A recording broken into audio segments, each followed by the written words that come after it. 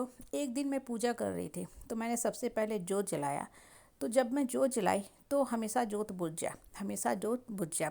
करीब ऐसा 4 बार हुआ। मैं भी थोड़ा जल्दी में थी तो मैं जल्दी जल्दी पूजा करना चाह रही थी क्योंकि मुझे कहीं किसी ज़रूरी काम के लिए निकलना था।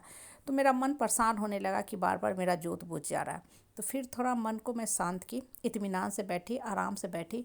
जो जोत था ऊपर से थोड़ा पतला था तो बुझ जा रहा था। घी डालते थे, लौ जलाते थे, फिर भी बुझ जा रहा था। मैंने थोड़ा चौड़ा किया बत्ती को, जोत को। फिर बहुत अच्छा से जोत जलने लगा और बहुत अच्छा से मैं घी डाली। उसके बाद वो घंटों जो है मेरा जोत जलने लगा।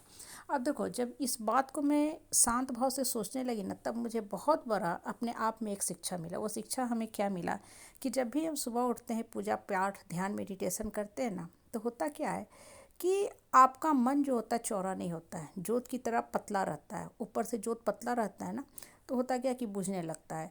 तो आपका मन जो होता है चौड़ा नहीं होता है, खुलता नहीं है। तो आप जब मेडिटेशन करने बैठते हो तो उस समय दुनिया जहान इधर उधर की सारी बातें दिमाग में दौड़ना भागना शुरू होती है।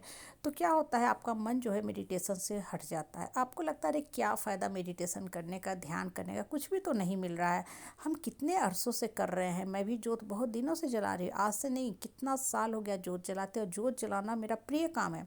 सुबह शाम में भगवान के सामने जोत जलाना बड़ा अच्छा लगता है। हालांकि बहुत ज़्यादा मैं रिचुअल्स पे फल फूल धूप मेवा अगरबत्ती नहीं चढ़ाती हूँ, लेकिन जोत बड़ा अच्छा लगता है जलाने, मन में प्रसन्नता का भाव देता है।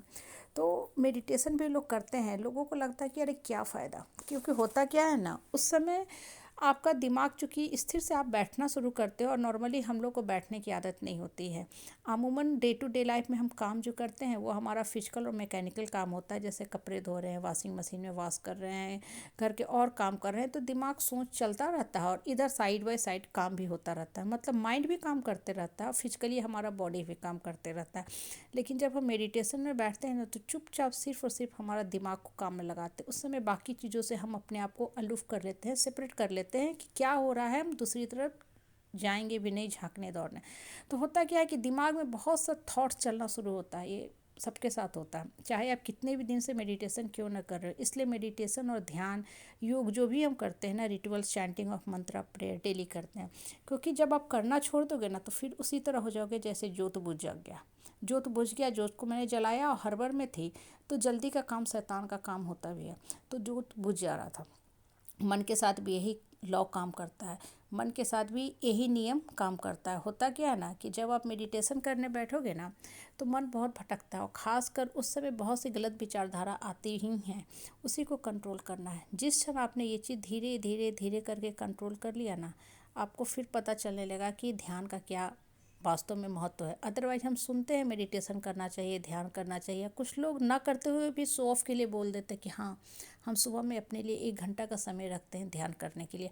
क्या ध्यान करते हैं वो खुद में ही समझते होंगे। क्योंकि जब आप ध्यान करोगे ना, तो धीरे धीरे आपको एक्चुअल बेनिफिट लगने लगेगा। फिर आपको पता चल जाएगा कि दिमाग को हमको चौड़ा कैसे करना है। दिमाग के चौड़ाई का मतलब क्या होता है ना, कि मन की निगेटिविटी समा के ख़त्म हो जाएगी। अब सिर्फ और सिर्फ अंदर से सिर्फ सकारात्मक बातें ही निकलेंगी। एक ज्वाला निकलेगी, प्रकाश की ज्वाला निकलेगी। जैसे जोत जलता है ना, तो जोत को चौड़ा कर दिया तो बहुत अच्छा से लौ जलने लगता है। तो जब आपका मन शांत हो जाएगा, सारी निगेटिविटी ख़त्म हो जाएगी ना, तो आपका मन ही आपको गाइड करने लगेगा। फिर आपको बेकार की फजूल की बातें, यहाँ वहाँ की बातें, लोगों की बातें, दुनिया जहान कहीं में कुछ भी इंटरेस्ट नहीं है। अगर लोग क्या बोल रहे हैं नहीं बोल रहे हैं, पहले जिन चीज़ों से आप परेशान होते थे, लोग आते थे घड़ी घड़ी रुला के जाते थे, आपके ऊपर चढ़ के रहते थे, दबंगई दिखाते थे, आपको पैनिक अटैक दिया करते थे, आपके पीस ऑफ माइंड का हरण किया करते थे। अब इन सब बातों को ना आपके ऊपर कोई प्रभाव नहीं पड़ेगा, क्योंकि आप अपना जीने का जो कमांड है ना, वो अपने हाथ में ले लिए हो। क्रिएटर डायरेक्टर अपने जीवन का खुद आप बन गए हो। जीवन अपने तर्क पे जीते हो, अपने लॉजिक पे जीते हो, अपने लाइफ का डिफिनेशन आप खुद अब डिफाइन कर रहे हो। अब आपको जीवन की परिभाषा समझ में आ गई। हालांकि आपने जीवन का एक लंबा समय गंवा दिया जीवन की परिभाषा समझने में, लेकिन कोई बात नहीं, जब जागे तब सवेरा। कहने का मतलब है अभी से जो समय है उसको खुल के जियो, हंस के जियो, सिर्फ अपने लिए जियो। जब इंसान का मन शांत हो जाता है ना, तब दूसरे पे डिपेंडेंसी ख़त्म हो जाती है। वो खुशी तलाश लेता है कि हमको जीवन कैसे जीना है।